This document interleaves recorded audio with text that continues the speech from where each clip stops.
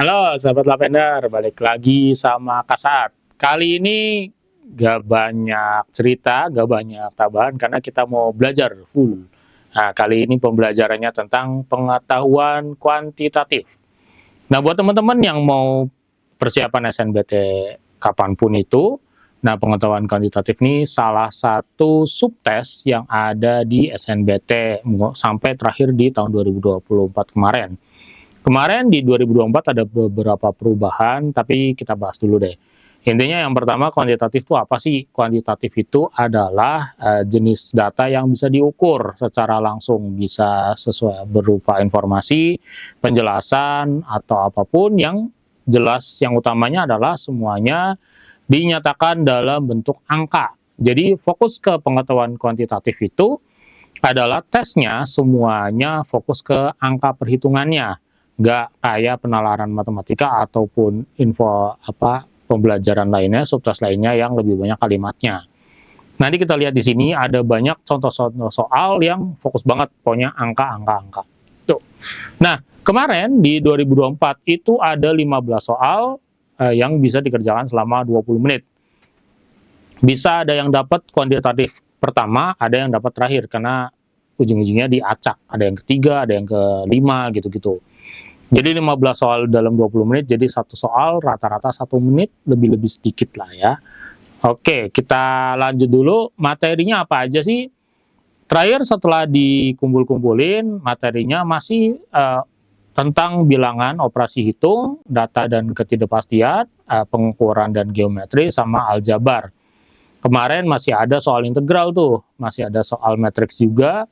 Jadi walaupun random baru keluar di akhir-akhir gelombang 1. Kemudian operasi hitung tetap, barisan daerah tetap ada, matriks tadi tetap ada, aritmatika sosial juga tetap ada, peluang, bangun datar, bangun ruang, fungsi-fungsi itu paling sering keluar di pengetahuan kuantitatif. Kemudian turunan sama grafik fungsi juga banyak yang keluar. Jangan lupa soal eksponen dan logaritma juga masih sering keluar di matematika atau pengetahuan kuantitatif di SNBT, terutama di 2024 kemarin. Kita langsung aja ya ke contoh soal yang pertama. Nah, ini contoh soalnya langsung kayak gini nih. Jadi fokus kadang-kadang cuma satu kalimat tapi komplit, semuanya bisa dihitung, semuanya ngomongin angka. Bilangan berikut yang habis dibagi 3, kita fokus ke kata-kata habis dibagi 3-nya, tapi tidak habis dibagi 5 adalah berapa. Ini ada pilihan gandanya A, B, C, D, dan E. Oh iya, kuantitatif itu kemarin 2024 adalah salah satu subtes yang ada pilihan ganda, bukan pilihan ganda, tapi ada isian singkatnya. Jadi ada titik-titiknya, kemudian diisi berapa angkanya. Jadi teman-teman juga harus prepare untuk soal-soal seperti itu. Sementara contoh soal nomor 1 kita yang pilihan ganda biasa dulu ya. A 12345, B 13689, C 14670, D 15223, E 20579. Nah, berapa nih yang habis dibagi 3 tapi nggak habis dibagi 5? Yang pertama, kalau belakangnya 5 atau belakangnya 0, kita lihat yang A dan C itu sudah pasti habis dibagi 5. Jadi A dan C kita bisa singkirkan gitu. Dan kemudian kita tinggal lihat yang habis dibagi 3 yang mana, antara B, D, dan E. Kalau kita cek pengali 3 dan pengali 3 berarti ya yang bisa habis dibagi 3, itu biasanya berapa sih? Ya bisa aja belakangnya 3, bisa aja belakangnya 9 ya. Karena belakangnya 9 juga, angka 9 kan termasuk yang bisa dibagi 3 juga gitu. Nah, oke, kita berarti tinggal 13689, 15223, 20579. Nah, yang pembentuknya, jumlah angka pembentuk, kita cek gimana caranya yang habis dibagi 3. Nah, paling gampang adalah kalau jumlah angka pembentuknya itu bisa dibagi 3, maka berarti juga habis dibagi 3. Jadi 1, 3, 6, 8, 9 kita cek jumlahnya berapa. 1 tambah 3 tambah 6 tambah 8 tambah 9 juga. Itu adalah 4 tambah 6, 10. 10 tambah 8, 18. 18 tambah 9, 27. 27 bisa nggak dibagi 3? Bisa, hasilnya 9. Pasti jawabannya adalah D. Apakah kita perlu cek soal jawaban yang lain? Boleh aja, coba aja. 1, atau kita cek dulu nih, 1, 3, 6, 8, 9, benar nggak bisa dibagi 3? 1, 3, 6, 8, 9, kita bagi 3. Di 1 nggak bisa dibagi 3, 13 dibagi 3 adalah 4, yaitu 12, 16 nggak bisa dibagi 3 juga, tapi bisa yang 15-nya. Selisih 1, 18 bisa dibagi 3 itu 6, dan 9 juga bisa dibagi 3. Yaitu 3. Jadi ini benar. 4, 5, 6, 3 ada dikali 3 adalah 13, 6, 8, 9. Jadi B sudah pasti jawaban yang tepat. Kalau kalian ngerjain, sudah cukup sampai situ aja, selesai. Nggak usah dilanjutin lagi. Kalau kalian yakin dengan jawaban yang atas, yang tadi 27 dibagi 3 sama dengan 9, udah selesai, lanjutin lagi ke soal berikutnya. Karena kita tahu di kuantitatif kadang-kadang ada soal yang butuh menjawabnya lebih dari 1 menit, lebih dari 2 menit. Jadi kalian bisa saving time, siapin waktu yang bisa dikerjain kurang dari 1 menit, lanjut aja ke soal berikutnya. Lumayan waktunya, sayang-sayang.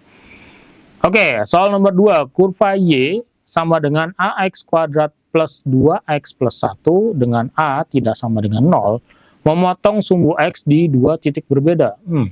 Pernyataan yang benar adalah A kurang dari 1, B 6A kurang dari 1, C A lebih dari 1, D 3A lebih dari 1, E 3A lebih dari 2. Gimana cara ngerjainnya? Kita lihat dulu.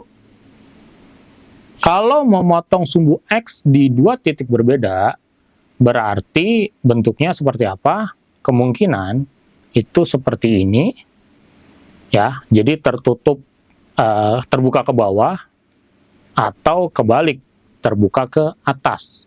Tapi harus titik memotong di 2 titik yang berbeda di sini. Ini apa? Ini adalah X1 atau X1 dan X2. X1 dan X2. Berarti syaratnya adalah, kita tulis dulu syaratnya, memiliki 2 akar yang berbeda. Gimana cara mencari akar-akar dari X kuadrat, dari persamaan kuadrat? Caranya adalah dengan fungsi diskriminan D. Kalau D lebih dari 0, maka grafiknya memotong atau memiliki 2 akar yang berbeda. Atau D, kalau D sama dengan 0, maka cuma memotong di 1 titik. Cuma 1 titik atau 1 akar. Jadi nggak boleh D-nya sama dengan 0. Atau D kurang dari 0 juga nggak boleh. Karena kalau D kurang dari 0, maka grafiknya tidak memotong. Ini yang teman-teman perlu tahu. Oke, nah, memiliki 2 akar yang berbeda. Tadi D lebih besar dari 0. Bentuk umumnya gimana? Bentuk umum persamaan kuadrat Y sama dengan AX kuadrat plus BX plus C. Sedangkan D atau diskriminan itu adalah B kuadrat min 2AC. Kebetulan di sini rumusnya adalah persamaannya adalah Y sama dengan AX kuadrat plus 2X plus 1. Jadi D-nya adalah 2 kuadrat min 2 kali A kali 1. Gitu. Supaya D-nya lebih dari 0, maka 2 kuadrat min 2A kali 1 atau 4 min 2A harus lebih dari 0. Kapan 4 min 2A lebih dari 0? Maka 2A kurang dari 4. Atau A kurang dari 2. Fokus jawabannya di sini. A-nya kurang dari 2. Boleh nggak A kurang dari 1? Apakah boleh A kurang dari 1? Ya boleh. Ya, karena A-nya kurang dari 2. 2 sama 1 kan lebih kecil 1 ya. Kalau A kurang dari 1 berarti pasti kurang dari 2. Kalau 2 di sini, 1 di sini, 0 di sini. Jadi harusnya gini nih. Jadi A kurang dari 1 boleh? Boleh. Yang lain gimana? 3A lebih dari 2 jelas salah. 3A lebih dari 1 jelas salah. Nggak jelas salah sih, tapi agak meragukan. A lebih dari 1 yang jelas salah. 6A kurang dari 1 juga meragukan. Jadi yang paling gampang adalah, yang paling tepat adalah A kurang dari 1. Di situ fokusnya, yang mana yang kurang, yang paling tepat.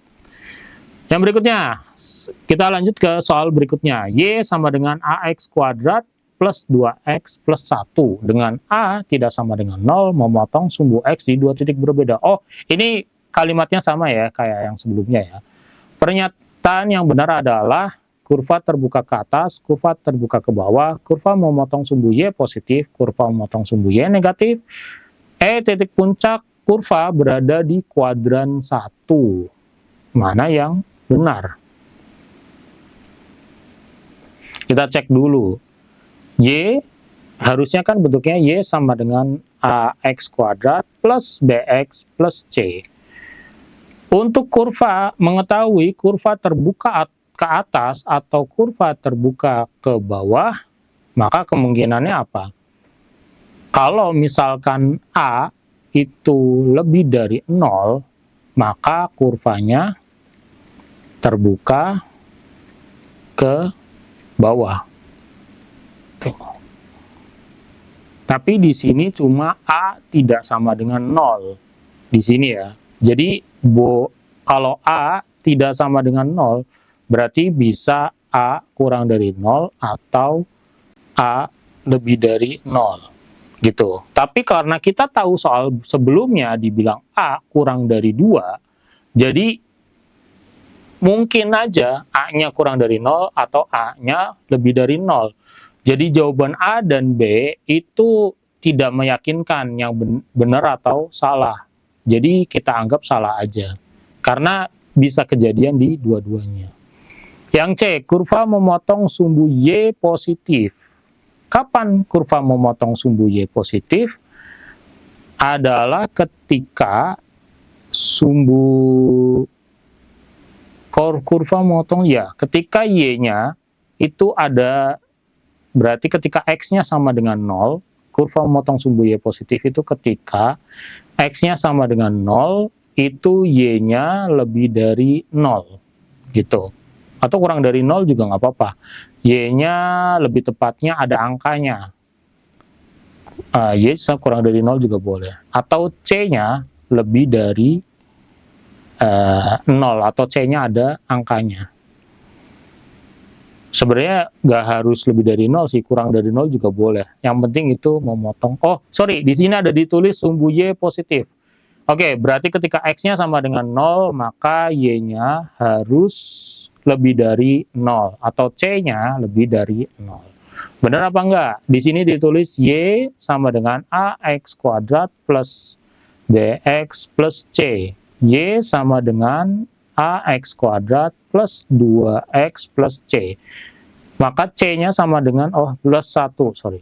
C sama dengan 1, maka C lebih dari 0. Maka yang nomor C atau kurva memotong di sumbu Y positif adalah benar. Nah ini kalau D memotong di sumbu Y negatif berarti C-nya kurang dari 0. Yang jelas ini salah. Titik kurva berada di kuadran 1, ini kita harus cek dulu. Karena kalau di kuadran 1 berarti misal seperti ini. Maka kita harus tahu nih titik puncaknya. Dapatnya dari mana? Dari X puncak sama Y puncak. Carinya dari mana? Nanti kita cek di soal yang lain ya, kalau ada ditanya. Lanjut ke soal nomor 4. Garis dengan persamaan mana saja yang memotong garis 2X plus Y sama dengan 4 dan X plus 2Y sama dengan 2 di 2 titik berbeda. 1, 2, 3, 4. Y sama dengan, ini ada beda-beda ya pilihannya. Y sama dengan min X plus 5. Y sama dengan X min 2. Y sama dengan 3X min 1. Y sama dengan 2X plus 7. Nah, jawabannya pilihannya 1, 2, 3 saja yang benar, 1 dan 3 saja yang benar, 2 dan 4 saja yang benar, hanya 4 yang benar, atau semua pilihan benar. Ini agak agak merepotkan kayaknya, karena harus semuanya dicek satu-satu kalau kayak gini. Perlu nggak dicek satu-satu kayak gini? Kita cek dulu deh soalnya.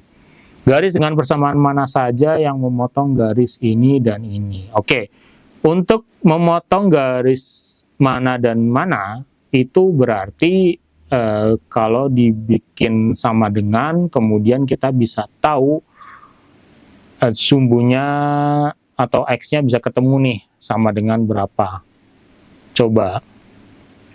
Dan di dua titik yang berbeda, jadi harus di dua titik yang berbeda. Contoh ya, Y sama dengan min X plus 5.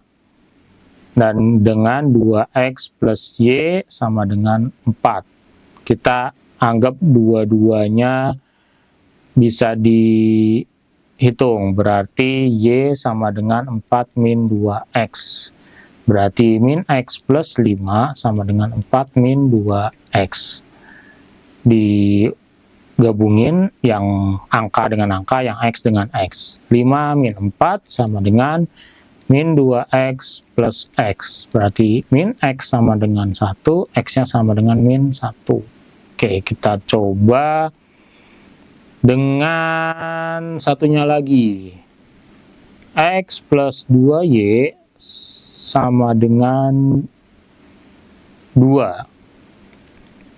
Berarti Y sama dengan 2 min 2Y deh. 2Y sama dengan 2 min X. Y sama dengan 2 min setengah X. Apakah bisa sama dengan yang ini? Y berarti min X plus 5 sama dengan 2 min setengah X. Kita masukin dulu. X sama X, yang enggak X sama yang enggak X juga. Berarti 5 min, oh sorry, ini 2 dibagi 2 harus, ini karena ini semua dibagi 2 ya, ini 1. Ini 1. Oke, 5 min 1 sama dengan X min setengah X. Berarti setengah X sama dengan 4. Oke. Kalau setengah X sama dengan 4, berarti X-nya sama dengan 8. Nah, ini beda nih. X-nya min 1, X-nya sama dengan 8. Berarti nggak bisa yang nomor 1. Ya, memotong garis ini dan ini di dua, oh sorry, yang di titik berbeda ya, berarti jelas, berarti benar yang satu ini. Oke, kalau satu benar, maka pasti 3 benar. Ya, dengan contoh yang ini ya, 1, 2 dan 3, 1 dan 3, berarti 1 benar, pasti 3 benar, 1 benar, 3 benar. Kita tinggal cek yang 2, apakah benar juga. Kita coba X min 2 sama dengan, tadi gimana? Y, berarti kita pakai yang ini ya tadi ya. Kita bawa ke sana. 4 min 2X. Berarti digabungin lagi. Min 2, min 4 sama dengan min X min 2X. Jadi min 3X, ini min 6. Berarti X-nya adalah 6 bagi 3 adalah 2. Berikutnya, X min 2Y, oh yang ini ya langsung ya, berarti X min 2 sama dengan Y min setengah X. Kita langsung cek yang hasil akhirnya aja ya. Oh kok X Y min setengah X, kebalik. Bentar, kita coba hapus dulu. Kita ulang lagi. Tadi mana? 1 min setengah X ya harusnya ya. X min 2 sama dengan 1 min setengah X. X digabungin berarti bukan X-nya yang masuk, tapi min 2, min 1 sama dengan min setengah. X plus X. Oh, sorry, min X. Min ya. Berarti min 3 per 2 X sama dengan min 3. Kalau dikali 2 semuanya, dibagi atau dikali 2 per 3. Min 2 per 3. Min 3 kali min 2 per 3 itu adalah 2. Ininya X. Jadi 2 sama dengan X. Nah, ini sama nih. Padahal yang ditanya adalah yang titik berbeda. Nomor 2 salah. Karena nomor 2 salah, berarti jawabannya B. 1 dan 3 saja yang benar. Gitu ya. Jadi teman-teman juga harus fokus sama pilihan gandanya. Jangan sampai pilihan gandanya malah kalian ngerjain semua, ternyata lah pilihan gandanya udah kelihatan nih, ada polanya gitu. Perhatikan kumpulan data B. Kita lanjutin ke soal berikutnya. Perhatikan kumpulan data B, min 7, 3, sama min 5. Pernyataan mana saja yang benar berdasarkan kumpulan data di atas? Yang nomor 1, rata-rata kumpulan tersebut adalah min 5 jika B-nya min 11. Yang 2, median kumpulan data tersebut adalah min 6 jika B-nya min 7. Yang 3, modus kumpulan data tersebut adalah min 5 jika B-nya juga min 5. Yang nomor 4, jangkauan kumpulan data tersebut adalah 3 jika B-nya sama dengan min 8. Pilihan gandanya sama kayak yang tadi ya. Ini kayaknya ada salah ketik nih. A, B, C, D, E. A-nya 1, 2, 3, B-nya 1 dan 3, C-nya 2 dan 4, D-nya 4 saja yang benar, E-nya semua pilihan benar. Kita coba nomor 1, kalau nomor 1 benar, berarti nomor 3 benar, seperti nomor sebelumnya. Rata-ratanya min 5, atau kita kelihatan sih ada yang jelas ya, ini nomor 3 nih. Modus kumpulan data tersebut adalah min 5 jika B sama dengan min 5. Modus itu adalah kan data terbanyak. Modus sama dengan data terbanyak. Kalau B-nya adalah min 5, maka min 5, min 7, 3, dan min 5. Maka memang modusnya jadi min 5. Jadi nomor 3 sudah pasti benar. Kalau nomor 3 benar, nomor 1 udah pasti benar. Jadi kita tinggal cek nomor 2-nya. Mediannya min 6 jika B-nya min 7. Kita coba cek ya.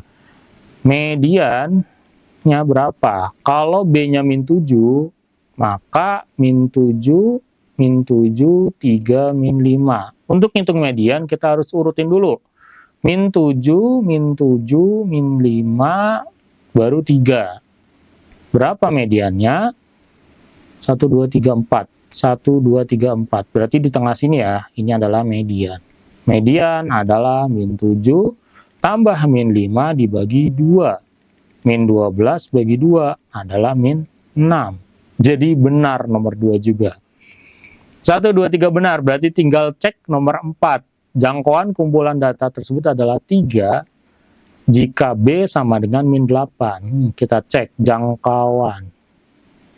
Jangkauan itu adalah nilai terkecil dikurangi nilai terbesar. Atau kebalik, nilai terbesar dikurangi nilai terkecil. Tinggal cek aja ya.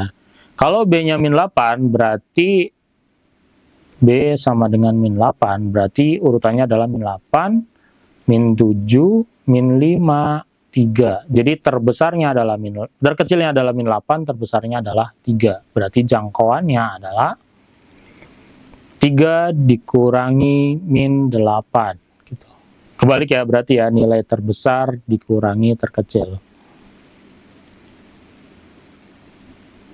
Jangan sampai salah ya. Oke, 3 dikurangi 8 berarti 3 ditambah 8 adalah 12. Jadi nomor 4 pasti salah. Oke, jadi yang benar adalah 1, 2, dan 3 saja yang benar, maka jawabannya adalah A. Kita ulang lagi, nomor 1 tadi jawabannya B.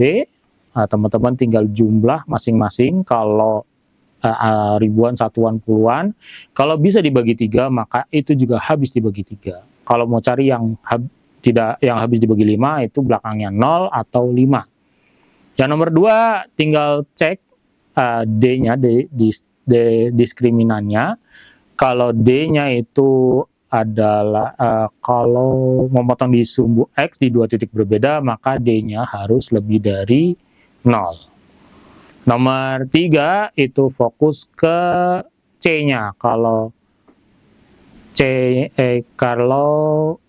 C-nya itu lebih dari 0, maka dia benar memotong sumbu Y positif. Yang nomor 4, tadi ngecek harus yang di 2 titik berbeda memotongnya, jadi kita cek masing-masing persamaan.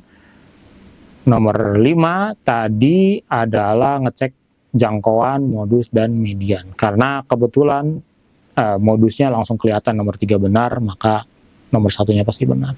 Oke, gitu aja dari Kasat. Udah 5 soal, tadi juga Kasat udah ngasih kisi-kisi juga apa. Kita cek soal video berikutnya untuk pembahasan soal-soal lain tentang pengetahuan kuantitatif. Sampai jumpa di video lainnya.